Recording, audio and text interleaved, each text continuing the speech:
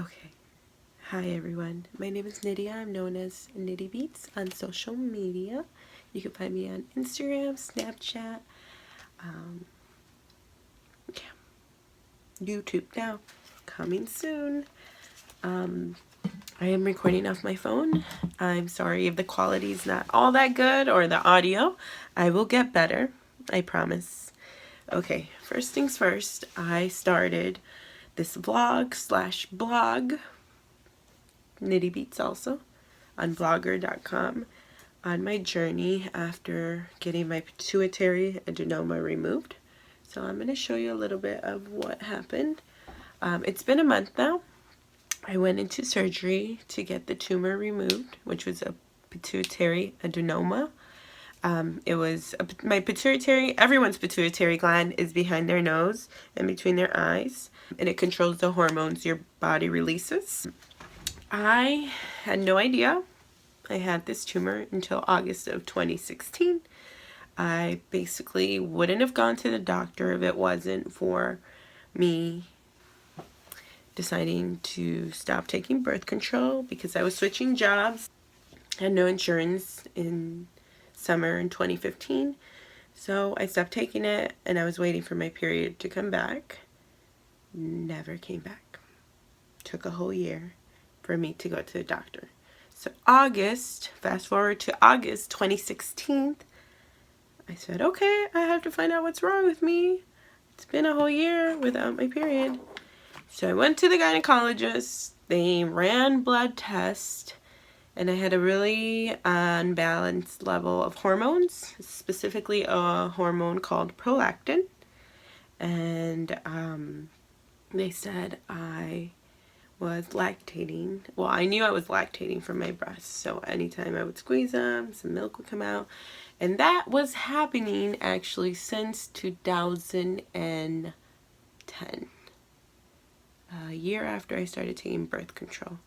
And I was going at that time to Planned Parenthood, and I told them, hey, sometimes discharge comes out of my boobs, especially if I squeeze them. My bras usually have some staining from that. And they said, oh no, that's normal. That's a side effect of the birth control. And they disregarded it. They just disregarded it. So when I told my gynecologist this in 2016, August 2016, she said, oh no, they should have ran blood tests, none. Now we're at a point where I don't think something's right up here. So she sent me to get a CT scan, and I got the CT scan in September. I found out I had a mass in my head, specifically behind my eyes. Now, my gynecologist saw the reports. She said, this is not a little mass. It's 4 centimeters. So I'm going to refer you to a neurosurgeon because it's to the point where I can't do anything about it with hormones or medications. And we don't know whether it's secreting or not, meaning if hormones. So I got referred to Rush Hospital to Dr. Munoz, and I went to see him. I got scheduled for an MRI. Okay.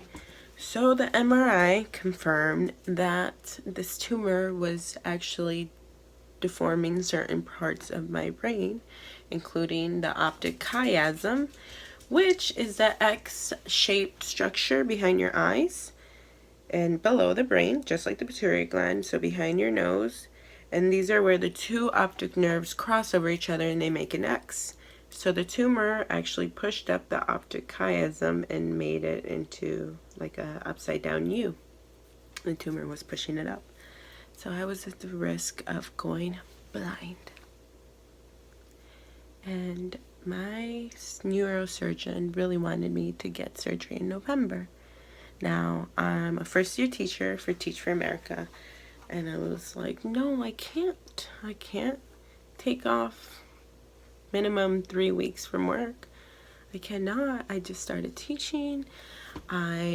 That's irresponsible of me. I have to go to school in the evening. I'm a graduate student at the same time. I have this program. I can't do that. Like summer, let's do it to summer 2017. I'll feel much better about that. They said, no, one of the nurses called me right away, and she basically yelled at me, and I'm grateful for her now because she pushed me to do it in December.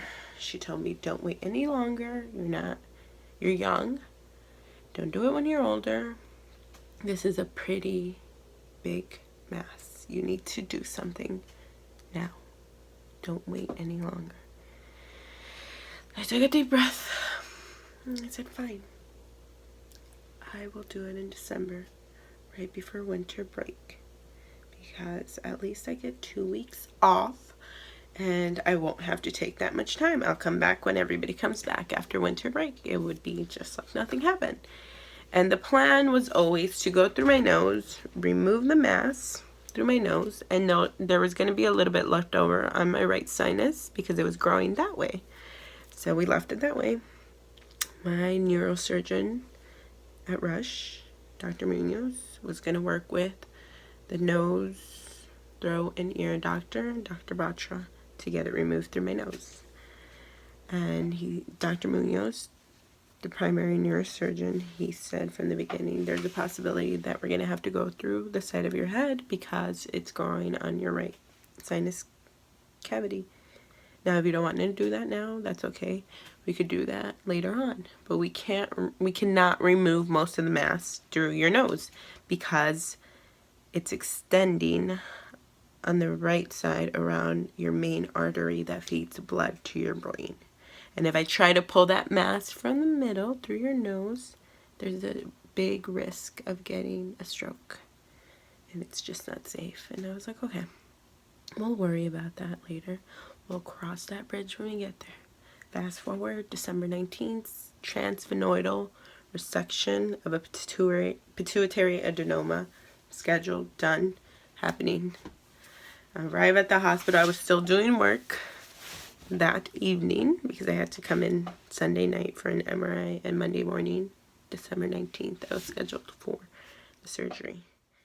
Monday night, I woke up and saw my family, saw my boyfriend. I was grateful to be alive. It just was like I fell asleep and I woke up and I was fine. I wasn't even in pain. I was dozed off, painkillers. And Tuesday morning, I saw the doctors. They ran a couple of tests on me, making sure I was conscious, making sure I had my strength, making sure I was still mentally healthy, etc. Now they looked into my eyes because I was still dozed off the anesthesia. My right eye wasn't functioning okay. So my neurosurgeon, Dr. Munoz, pushed on getting all of the tumor removed so that way we don't have to go back in and we could just let the eye heal. He kept saying the eye's going to get better. It's going to take a while, but we might as well get it all done now. Okay. Signed a consent. Mind you, I was still under some type of, dozed off. And I had the surgery done that day, Tuesday. Now that was the emergency craniotomy. That is why I have this scar that I try to hide right here. And see, it's only been about a month, so my hair is growing about that much. My hair has grown about that much. I want to say it's about almost 1 inch. Let's see it. Yeah, about 1 inch. Now the scar has gone down a lot because it used to be really thick. And I had staples. The staples were removed 2 weeks after the surgery. The surgery was December 20th. So everything came out, the tumor. My eye was still the same after the first surgery. Now I have something called third nerve palsy on my right eye. Meaning I cannot open my eyelid because the third nerve is the nerve that controls the eyelid from opening. And it's really stretched out. They said it's really healthy and it's going to get better, but it's currently stretched out because the tumor was attached to it and they had to remove it from the tumor to get the tumor out. And when I went for my follow-up after I had healed for 2 weeks, I saw that MRI they took the morning of my surgery, and I cried.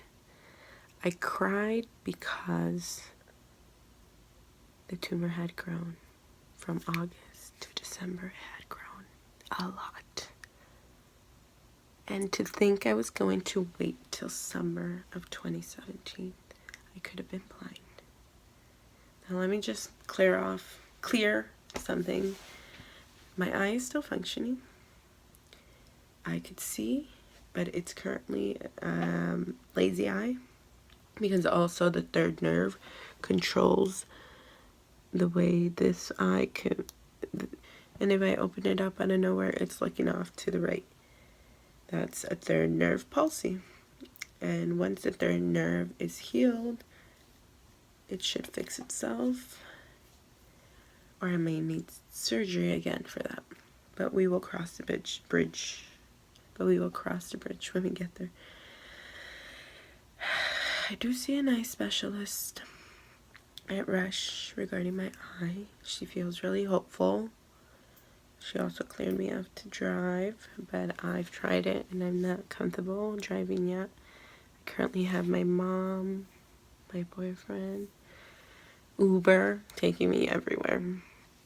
I'm very self-conscious about my scar, about my eye, because people love to stare, and this is why I started this channel and this blog, just to make sure everyone knows what's going on, and this is the way they can keep up with me. And I just want to document my healing process, because I know I was very scared and I was trying to find somebody who was going or who had been through this, and I really didn't find that much on YouTube. So here is me. This is a month after surgery. I'll post a couple of pictures of my scar right after surgery, of me at the hospital, just to see how long I've came, because this was really swollen before, and this was really huge, because under the staples they basically put stitches that dissolved. Those will take care on their own. But yeah, my hair's growing and I'm happy about that.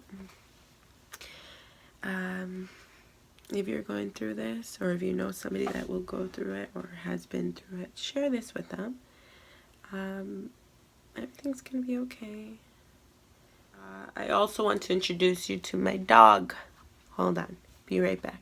Okay, everyone, meet Mr. Rooney, aka Mr. His name is Mr. Oh, he's actually trying to get off. I woke him up because it is late at night right now, and he's a little frustrated because he loves his naps. Are you frustrated, baby? Look at the doggy. Doggy, it's you. Oh, look at you. You know it's you. You're so smart. So anytime I say doggy, he goes and looks for the nearest dog on TV or out the window. So yeah, he loves to nap. He's a big cuddler, and he's been in my life since 2009. So in 2 years, it'll be 10 years. And he's 8 years old. He's going to be 9 October 7th. But he's so tired. It's 12:42 here. I'm so sorry I woke you up. I wanted you to say hi to everyone. Yep. Okay, bye everyone. Thank you. Please subscribe to follow my journey and to see all my hauls, because I do have a problem with shopping, which I'm running the curb because I'm trying to buy a house. Look at him. That's my dog. Mr. says bye. Bye everyone. I miss her. Such an attention whore. I love you.